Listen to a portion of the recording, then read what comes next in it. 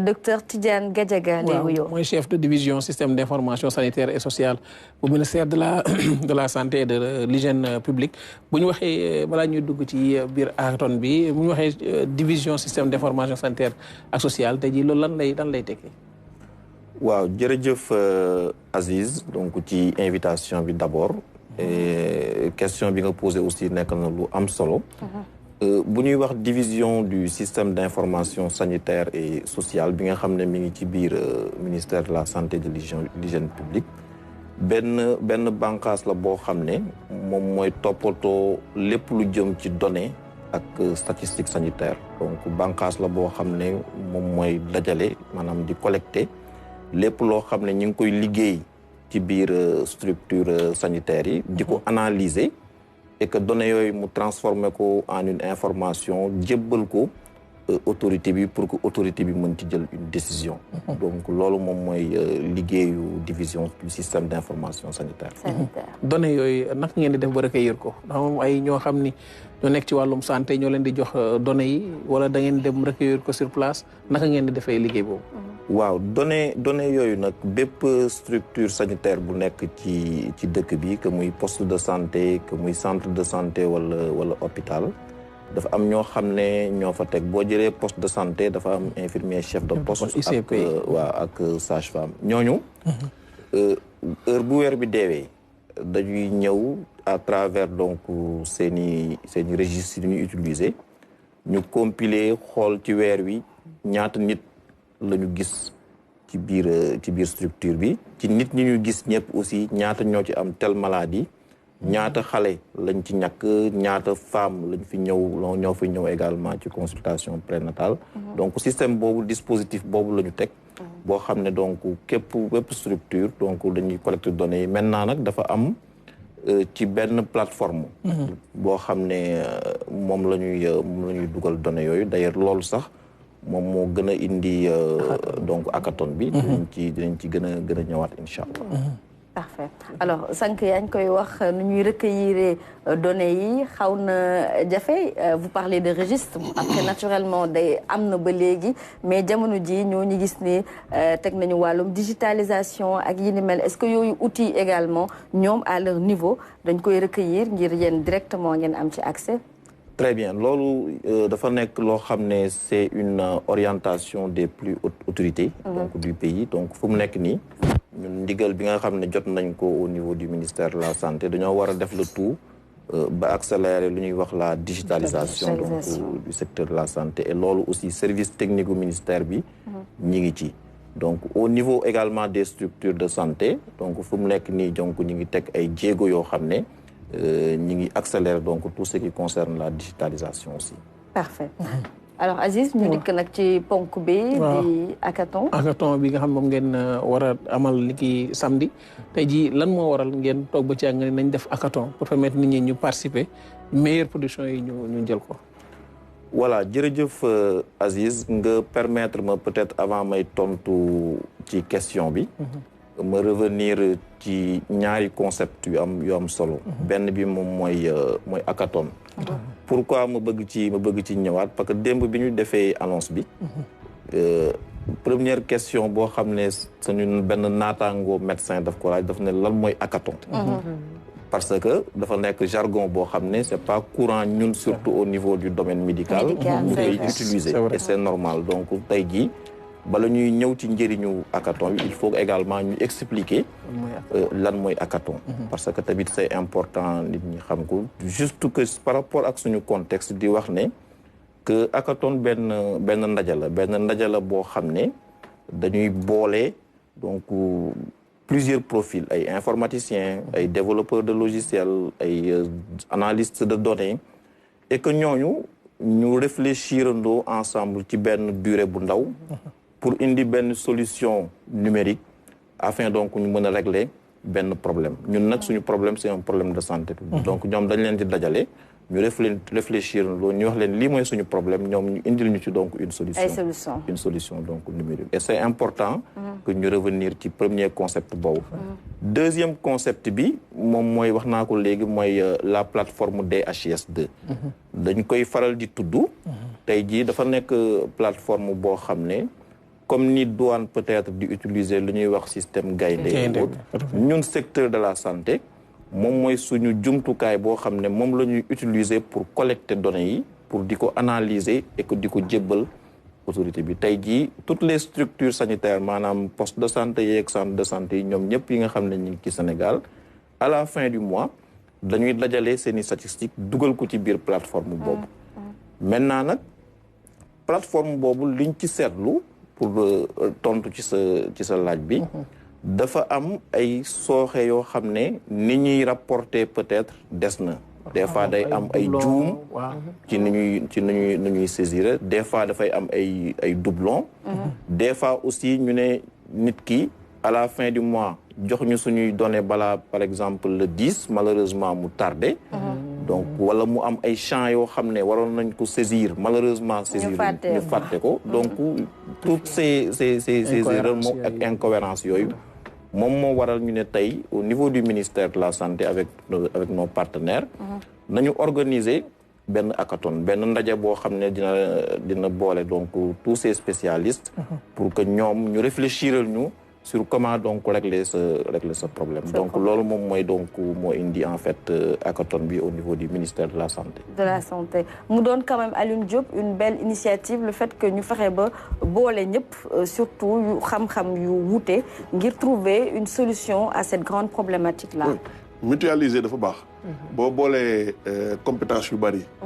surtout nga laal ko ci lu jëm ci numérique en ce moment le digital c'est toujours avantageux bu ñëpp dajee ku nekk joxe xalaatam rek dafay am solution léegi le problème mooy bi ngeen di accompagner en termes de moyens quoi voilà état bi pousse carrément en termes de moyens pour ngeen mën a atteindre seen objectif de façon concrète quoi waaye ñëwee ci thème bi mooy des données à la prise de décision te jii kon données dafa nekk loo xam ne lu mënta ñàkk la te lu amam solo surtout bu ñuy wax ci wàllum santé waaw je pense tubaab bi dafa nekk l'information c'est le pouvoir mais pour nga am information il faut nga am ay données yoo xam ne da nga koy analyser teg ko ci benn contexte ba mu mën la jox donc benn information donc loolu moo tax données am njëriñ loolu moo tax aussi ministère de la santé et de l'hygiène publique accordé ko benn importance capitale parce que dafa nekk loo xam ne moom mooy orienter les politiques après publiques moom mooy tax ñu ne kat dëkk bi am nañ fa tel problème de santé publique il faut que ñu def fa donc tel moyen donc données mu nekk donc njëriñ nekk loo xam ne lu am njëriñ la ci santé publique aussi. tey jii hackathon boobu naka lay demee ak taxawaay bi nga xam ne war nañ ko ci am da ngeen a choisir ñi concourir ba pare wala gis ngeen yéen ñi déposé ñi nii kat ñoo leen ak ñaata ñoo déposé woon début ak tey jii ñu jëm ci presque final bi ñaata ñoo ci lañ jàppandi. très bien hackathon bi nag dafa nekk lu ñuy wax un long processus donc commencé wuñu ko tey. donc c'est l'occasion même de remercier et de féliciter toute l'équipe bi nga xam ne liggéey nañ ci ñun tey dañoo ñëw toog parce que dañu ñoo yàkkal rek. mais derrière. am na benn équipe bu mag. boo xam ne waa ministère de la santé ñi ngi si suñuy partenaires ñi nga xam ne waa IRESSEF dans le cadre d'un projet bu ñuy wax DSWB donc ñoom ñëpp ñi ngi ci maintenant ci processus bi commencé na depuis mois d'août et que notre ministre même de tutelle signé benn note d'information au mois de septembre pour yëgal toutes les directions tenu hackathon boobu maintenant ginnaaw loolu ba nga xam ne jot nañ ndigal boobu dañoo def lu ñuy wax un appel à candidature ci appel à candidature bi aussi ñu wax ci profil yi nga xam ne moom lañ soxla parce que hackathon nekkul ne par exemple un médecin mel ne docteur Gadiaga moom mooy ñëw ne da ciy possible dafa am ay profil lu ci mel ne li ma wax sànq ay informaticiens ay développeurs de logiciel ainsi de suite mais li ci gën a am solo et que tey jii ma apprécier ko man personnellement en une semaine ci appel à candidature bi am nañ lu tolloog ay 70 candidatures. Ce qui veut dire que au Sénégal l'expertise locale est là.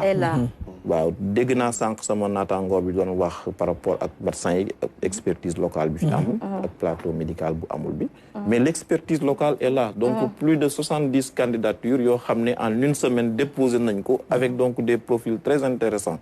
ñi nga xam ne c'est des doctorants en analyse de données c'est des doctorants donc en développement donc mu nekk loo xam ne ñun daf ñoo marqué maintenant 70 yooyu yëpp aussi nekkul na ñëpp la ñuy retenir donc ça a été une sélection très dure boo xam ne y avait un jury bi aussi composition bi y avait des universitaires il y avait des informaticiens yu nekk biir ministère de la santé il y avait également nos partenaires waa IRESSEF ñi nga xam ne avec des critères donc très objectifs ci lañ choisir 23 donc candidats yoo xam ne ñoom ñoo war a ñëw compétir entre guillemets donc pourquoi ma wax entre guillemets parce que c'est une sorte en fait de compétition positive pour trouver une solution waaw parce que compétition la ndax après dafay am ay prix dafay am des prix donc fu mu nekk nii retenir nañ 23 candidats yoo xam ne avec des profils différents yu ñu war a dajale en équipe pour que ñu apporter ñu donc une solution par rapport ak ces défis sur le DHS2 et je précise aussi que ñoom ñëpp dañuy utiliser actuellement jumtukaay bi nga xam ne moom moo xew et que mënuñu ci rëcc muy l'intelligence artificielle voilà donc mënul ñàkk donc ñoom ñëpp li ñu leen sant moom mooy que dañoo war a utiliser intelligence artificielle pour apporter une solution à notre problème tey jii waaw ba mu ñëw ci madame Dramé sànq yaa ngi wax wàllum association données dafa nekk lu am solo surtout ci jëm ci wàllum santé man bi muy wax données sax loolu laa ko bëggoon laaj ma ne ko parce que hydrocéphalie yaa ngi may laaj ak SPINA kii bi le nombre de cas Bifida xamuñu le nombre de cas exact xam nga loolu suñ ko amee après on pourra vraiment tout centraliser ñu xam tout à fait loolu c'est très salutaire et hackathon bi muy wax ni on a eu l'expérience avec le port def ko ak logo bi mais ça a été une très belle réussite parce que ça motive les jeunes comme ni ma wax l'expertise est là l'expertise locale mais il manque l'encadrement wala benn cadre bi nga xam ne foofu nga leen di teg bu adéquat et motivation boobu muy wax aussi c'est une sanction positive parce que nit ki ñëw xalaatal la tout ça nga fay ko loolu c'est une sanction positive te nit ki sax après mën nga ko sax soxla ci sa entreprise nga recruter ko dëgg la parce que il y a une formation derrière pour les utilisateurs tout à fait et on a vu maintenant démarche boobu moom ñoo ngi koy adopté ci ay mbir yu bëri même nu mu tuddati sax géologie mascotte beeg yooyu noonu lépp dañuy oo ay xale def appel à candidature ñëpp ñëw indi seen ay xalaat seen ay xam-xam ba à la fin ñu tànn ci kenn et c'est très bien cette démarche là léegi soxlaatul surtout ñuy dem bitim réew on utilise les têtes qui sont là dans notre pays et il n'en manque pas tout à fait waaw mu nekk lu am solo sànq yaa ngi wax lu jëm ci wàllum intelligence artificielle da gis ci hackathon bi ñu wax tam une prise de décision éclairée grâce à l'IA prédictive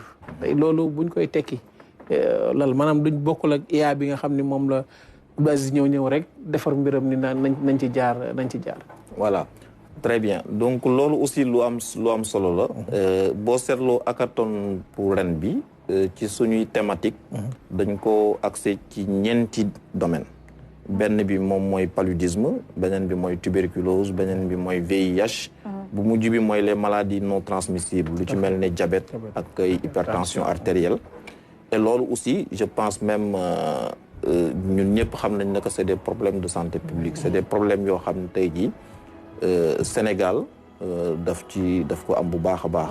bu ñu jëlee paludisme ñun ñëpp xam nañ ne que boo demee ci sama mbokk yu nekk dans l'axe Kédougou Tambacounda Kolda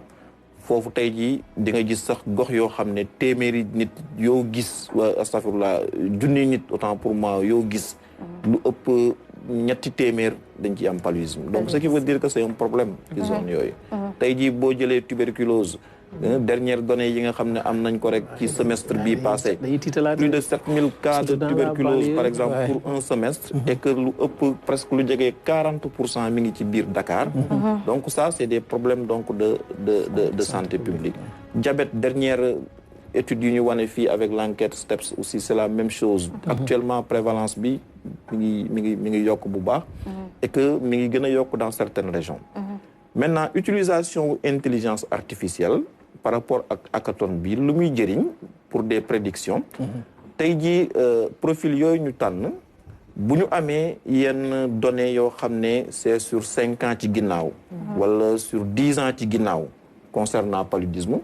ñoom dinañ la mën a wax fii ak at mii di ñëw xaaral ci tel dëkk nga am fa temps de paludisme boo xam ne donc mën na poser ci problème parce que am nañ lu ñuy wax donc des données historiques yoo xam ne ñoom ci la ñuy liggéey def ci maintenant nag des prévisions pour année yi nga xam ne ñooy ñëw te loolu dafa am njëriñ pour nos autorités tey jii autorité dafa bëgg maanaam ay données yoo xam ne da koy permettre mu mën a anticiper dans ses décisions et boo ko joxee une prévision par exemple par rapport à tel problème de santé publique avec l'intelligence artificielle donc ça va lui permettre mu gën a affiner donc ces prises de décision donc loolu moo waral ñu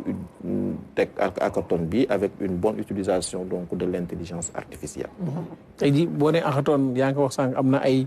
prix yi ñuy joxe ak ñoom xam naa bind bu ko teeloon yëg dina ci voilà tey jii normalement tey faaw ñu neexal ñi nga xam ne ñoo ci participer parce que est-ce que 23 yëpp ñoom la ñuy jëlandoo wala dañuy ci biir 23 yi dañ ciy tànnaat ñoo xam ni ñoom la ñuy jox prix voilà donc 23 yooyu di fàttali que amoon na lu ñuy wax des candidatures en équipe maanaam ñoo xam ne dañoo soumettre seen candidature boole man ma nekk par exemple développeur ma boole ak benn analyste de données soumettre suñu candidature am ñoo xam ne aussi ñoom dañoo defoon ay soumission individuelle mais ñun ci suñu démarche avec suñu partenaires yi nga xam ne yàgg nañoo donc def hackathon duñu def ay candidature individuelle donc même ñi nga xam ne soumettre woon nañ candidature individuelle et que ñu bokk ci 23 yooyu dañ leen di boole ak ñeneen ñoo xam ne bokkuñu profil ñu constitué wu équipe donc actuellement nii ba dernière donc suñu dernière donc réunion bi nga xam ne tenir nañ ko amagum nañ 6 équipes donc juróom-benn équipe yoo xam ne ñoom ñooy def une compétition je mets toujours entre guillemets compétition bi parce que c'est quelque chose donc c'est une compétition donc saine boo xam ne c'est pour apporter une solution maintenant 6 équipes yooyu nekkul ne ñëpp ñooy am prix ki nga xam ne en fonction suñuy objectif ak suñu problème ak la solution la plus innovante ñooñu le jury bi ñëw di jël jox leen le prix de l'hackathon maintenant duñu yem ci moom rek ci ki jël premier prix de l'hackathon donc le jury ñoom ñi nga xam ne ñoo nekk ci comité bi aussi nee nañ dañuy joxe même un deuxième prix maintenant ñeneen ñeent ñi nag donc ils seront donc encouragés avec un certificat de participation et tout mais il y aura 2 prix le prix de l'hackathon également donc beneen deuxième prix incha allah diir bi ñaata temps la war a jël waaw hackathon bi nag d'habitude ci pays yi nga xam ne jot nañ koy def am na dëkk yoo xam ne def nañ ko ci ay ñetti fan lañ ko doon def ñoom am na ci dëkk yoo xam ne def nañ ko ci ñaari fan mais Sénégal dafa jël option pour jox plus de chance aux candidats def ko ci ñeenti fan donc ñu war koo démarrer le lundi 27 octobre bii di ñëw di ko pare le 30 inchallah le jeudi 30 octobre di ko defee aussi fii ci Dakar au niveau de l'hôtel donc Azalay et am nañ yaakaar aussi que solution yi nga xam ne dinañ ci génne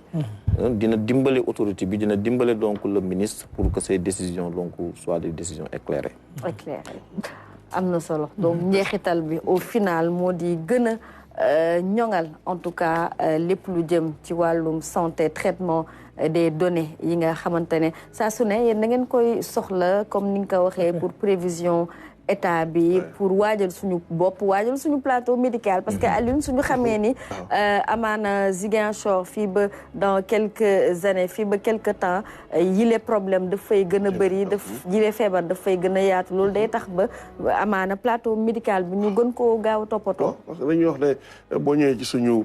proverbe de sagesse sociale bi dañuy fagaru moo gën faju donc dañuy wax rek ne da nga jug à temps comme li ñu ko dañ naan loo war a def tey bul xaar ba demee donc ñoom bu ñu amee données yooyu bu ku nekk xam nga lépp chaîne la ci àdduna ku nekk bu defee rôle am rek finalité bi dafay yomb daal donc état def naa solo lu dul loolu ñu teel ko xamal ne ko nii lay demee moom te mu mun a fagaru ñu am ci solution tu as parfaitement raison suñu plateau médical madame Dramé wax na ko léegi préoccupation majeure la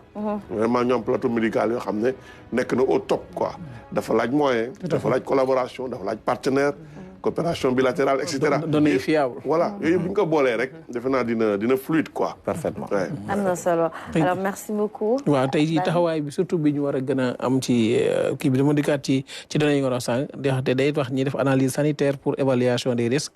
visualisation gestion des épidémies ak surveillance ak suivi. tey jii hackathon bi wala données yooyu sax loolu la ñuy permettre tey jii ba nga xam ne su système de santé bi ngeen ko gën a ñoŋal. waaw données yi loolu lay jëriñ données yi da lay permettre tey jii nga mën a surveiller lépp loo xam ne ay maladies la ñu ñu wooye maladie à potentiel épidémique données yi tey jii da lay permettre à ce que tey jii nga ne kat gox bi feebar bii moo fa ëpp tey jii su ma waree investir ci xaalis ci lu jëm ci feebar ci tel feebar donc foofu laa koy gën a donc ça vous permet tey jii nga def une meilleure planification beneen bi nga xam ne aussi tey jii hackathon bi dinañu ci dimbale moom mooy ñun lu ñuy wax ay tableau de bord tey jii l'autorité war na mën a toog ci bureau am benn écran boo xam ne donc dina mën a xam lan moo xew à temps réel ci gox-goxaan et loolu da koy permettre tey jii bu ñu nee Saint-Louis vallée du Rift bi à temps réel ministre bi di am information très bien donc ñun loolu actuellement donc moom moo nekk suñu mébét mu nekk un des objectifs boo xam ne am nañ yaakaar ci hackathon bi aussi danañ ko ci atteindre ndax candidat yi nga xam ne retenir nañ ko ci ak li ñu gis ci seen i CV am nañ yaakaar bu baax ak également ci ñoom. Parfait. Mais est-ce que suivi tamit nan ngeen ko nar a defee ndaxte xam naa du yam fii. voilà jeexee tamit war na am suivi. très bien loolu aussi lu am solo la parce que ñi nga xam ne ñooy ñëw nekk candidat yi bu ñu développé ba apporter benn solution. du ñu yem rek ci jox ñu solution bi ci bis bi. donc ñoom aussi dañuy am engagement accompagner ministère de la santé et de l'hygiène publique à ce que cette solution. ñu mën koo dugal ci suñu système d'information sanitaire ba mu amul ñu njëriñ parce que il ne sert à rien tey ñu def benn hackathon rek apporter une solution ñu yem foofu donc voilà ñoom donc dañuy accompagner mu doon benn collaboration avec le ministère de la santé jusqu'à ce que cette solution mën a dugg ci dispositif u système d'information sanitaire ba mën a amal njëriñ donc nos autorités sanitaires. Parfait. Merci beaucoup docteur Gadiaga ñu fàttali date bi 27 30 waaw di fàttali waat date bi mi ngi tàmbali lundi 27 octobre war a jeex incha allah le jeudi 30 octobre ñu koy defee aussi ci hôtel Azalaï ak suñuy partenaires yoo xam ne aussi c'est une occasion ñu remercier leen. Voilà, justement. waaw donc y a l'IRSF bi nga xam ne mi ngi jam ñaajo mi ngi ci accompagné depuis presque juróom-benn weer ñu ngi ciy liggéey. Dëgg la. Voilà et ça c'est une occasion quand même de remercier toute leur équipe mais également l'équipe du ministère de la santé et de l'hygiène publique particulièrement donc notre direction bi nga xam ne mi ngi ci biir ministère bi ndax ñoom aussi tooguñu que muy le responsable de la communication de la direction que muy des techniciens yu fa nekk depuis ñu teg hackathon bi donc guddeeg bëccëg ñi ngi ci liggéey tey damaa ñëw toog télé comme ni ma ko waxee mais derrière ñoom ñoo liggéey voilà donc ñoo liggéey lépp ba ñëw ñu ne ma kat demal maintenant nga def une communication du pré-événement. Et peut-être une question boo xamante ne ça n'a rien à voir avec ça jamono ji ñooñu seetlu déguerpissement yi bokk na ci argument yu ñuy teg ci table bi lu jëm ci wàllum sécurité waaye hygiène publique loolee yëpp dafa bokk ci préserver la santé publique. oui loolu lépp dina bokk ci préserver la santé publique te am nañ yaakaar peut-être ci prochaine édition wu hackathon yi nga xam ne mën nañ ñooy ñëwaat ultérieurement mu bokk ci suñuy thématique mais tey jii thématique yi nga xam ne moom la ñuy développer c'est paludisme le VIH tuberculose ak maladie non transmissible mais am nañ yaakaar ci prochaine édition yi tout ce qui concerne l'hygiène publique les données sur l'hygiène publique donc dinañ ci mën a góor bu baax a baax. jërëjëf docteur Gadiaga amoon nañu mbégte dalal la fi bu baax a baax madame Dramé sa kàddu gu mujj l'appel à lancer. avant kàddu bi dama koy laaj ak quand hackathon prise en charge. accueil. loolu it am na solo ci milieu hospitalier bi. parce que nit bu indee tiisam indi waaw naka nañ koy dalalee loolu yëpp tamit il faut que ñu gën cee waxtaan daal. c'est important. tey jii je pense bien que autorités yi aussi ñi ngi ci liggéey. donc ministère de la santé et de l'hygiène publique xam na ne carrément donc que l'accueil également war nañ ko mën a améliorer dans nos structures. et qu'on espère que d'ici peut-être quelque temps mën na bañ a doon hackathon mais mu doon sax ab ndëpp. donc c'est une solution boo xam ne dañ koy def. sur l'accueil au niveau des structures. Et pourquoi cette question concernant la maladie da nga gis parent bu ñëw xale bi ak charge bi mu am poids bi feebar bi dafay obligé di fopp xale bi di dem di jëndi ticket di dem di kii di ñëw du ci am lu ko neex xam nga loolu yëpp war nañ ko moderniser daal mu am benn kii daal benn solution boo xam ne dina soulager parents yi. parfaitement loolu lépp je sais que ministère de la santé conscient na par rapport ak phénomène boobu et je sais que des solutions incha allah aussi dinañ ko ci apporter. ndax ci même annonce yi ma gis naa ne docteur Sow bu cellule de la communication war na intervenir ci kanam tuuti et je sais que dina ñëwaat aussi ci tous ces aspects-là. amaana peut-être avec l'IA daañu am une surveillance boo xamante ne dina doon à temps réel kii accueillir ñu xool di dégg en même temps nu muy accueillir nit ki ak ndax jubal na ko donc yàlla baax na dinañ ci jëm si incha allah. Alors merci beaucoup Madame Dramé, votre dernier mot. C'est vraiment des mots de remerciement à l'endroit du président